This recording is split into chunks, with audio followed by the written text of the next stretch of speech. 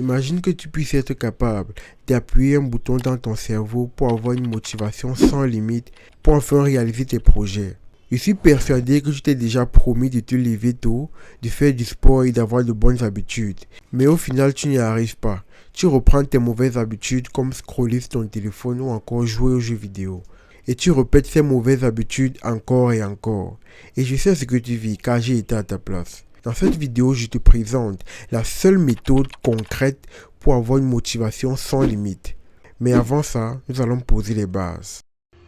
La motivation, c'est la force qui nous pousse à agir. Nous avons la motivation extrinsèque qui est influencée par les choses extérieures comme les récompenses, les applaudissements ou encore l'argent. Et il existe aussi la motivation intrinsèque qui provient de tes valeurs, de tes passions et de ton désir d'évoluer. Ce qu'on ne comprend pas, c'est que pour rester motivé, il ne suffit pas de le vouloir, mais il faut créer un environnement propice pour rester motivé. Il y a 3 étapes à respecter pour rester motivé et productif. Numéro 1. Créer des émotions positives quand tu travailles. La première chose à retenir, c'est que tu ne peux pas travailler quand tu ne te sens pas bien en le faisant. La preuve est que les personnes qui accomplissent de plus grandes choses, ce sont celles qui sont passionnées par ce qu'elles font. Ce sont ce genre de personnes qui ne voient pas le temps passer lorsqu'elles sont en train de travailler. En fait, pour eux, c'est un amusement et parfois même ils ne considèrent même pas qu'ils sont en train de travailler. Donc le premier conseil et le plus évident, c'est d'aimer ce que tu fais. Et dans le cas où on est obligé de faire des choses qu'on n'apprécie pas, voici 3 astuces pour rester motivé. La première astuce consiste à transformer le travail en un jeu. Est-ce que tu as déjà ressenti de la paresse quand tu es en train de scroller sur ton téléphone? La réponse est sûrement non. Tout simplement parce que les divertissements libèrent dans notre cerveau de la dopamine. Ce qu'il faut retenir, c'est que quand tu travailles, il faut faire en sorte que cela devienne comme un jeu, ou du moins faire en sorte que cela soit plaisant à faire. Tu peux travailler en suivant de la musique, tu peux travailler en groupe, tu peux travailler dans un endroit paisible ou alors t'imposer un délai et essayer de battre le chrono. Voilà autant de moyens qui font en sorte que le travail est plus plaisant à faire. La deuxième astuce consiste simplement en ayant confiance en soi-même.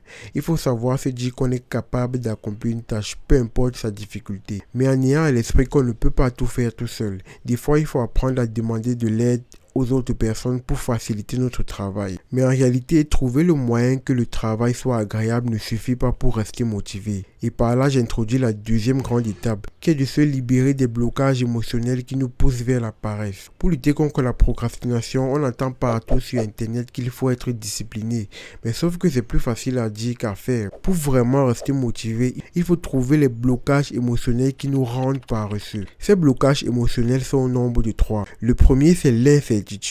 L'incertitude survient quand tu ne sais pas comment débuter un travail, tu ne sais pas comment t'y prendre pour faire quelque chose. Et le résultat, c'est que le cerveau crée une résistance. Et c'est là qu'on a la paresse de travailler, car le cerveau crée une résistance pour les tâches qui lui semblent vagues.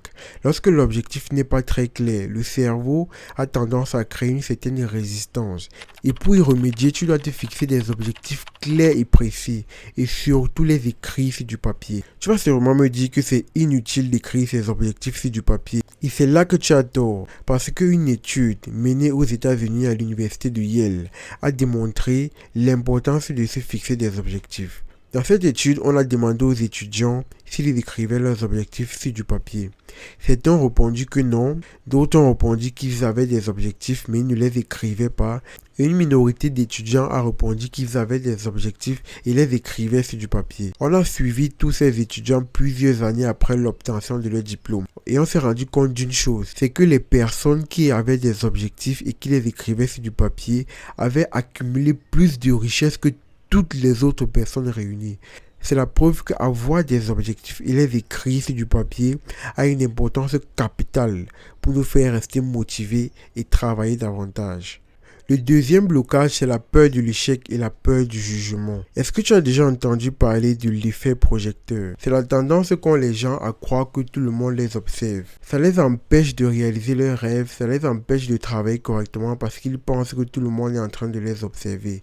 Mais la réalité, c'est que tout le monde s'en fiche de votre vie. Tout le monde est préoccupé par sa propre vie. Alors il est vraiment inutile de se préoccuper du regard des autres. Et pour transcender cette peur, je te propose la méthode 10, 10, 10. C'est une méthode très simple. Elle consiste à se demander quel sera l'impact de la décision que je vais prendre sur ma vie dans 10 minutes, dans 10 mois et dans 10 ans. Par exemple, si tu veux lancer une chaîne YouTube et que tu as peur du regard des autres et ça fait en sorte que tu as la paresse de lancer ta première vidéo, demande-toi quel sera l'impact de la publication de cette vidéo dans ma vie dans 10 minutes. Sûrement dans 10 minutes, tu seras peut-être nerveux de parler devant la caméra. Dans 10 mois, tu auras plus d'abonnés. Et dans 10 ans, tu auras sûrement assez d'argent pour lancer un business qui te tient vraiment à cœur. Au final, on peut dire qu'il faut apprendre à accepter l'inconfort dans le présent pour avoir une vie confortable dans le futur. Le troisième blocage, c'est l'inertie. Il est toujours plus difficile de commencer une tâche que de continuer. C'est la même chose dans le monde du business. Lancer un business demande toujours plus d'énergie que de continuer dans le temps. Il faut toujours beaucoup d'énergie pour lancer quelque chose d'important. Et c'est ça qui explique le fait que la plupart des gens n'atteignent pas leur objectif. Ce qu'on ne comprend pas, c'est que la motivation, c'est comme une flamme. Et telle une flamme, il faut l'entretenir. L'un des moyens de se libérer de cette inertie, c'est de créer un environnement favorable pour atteindre ses objectifs.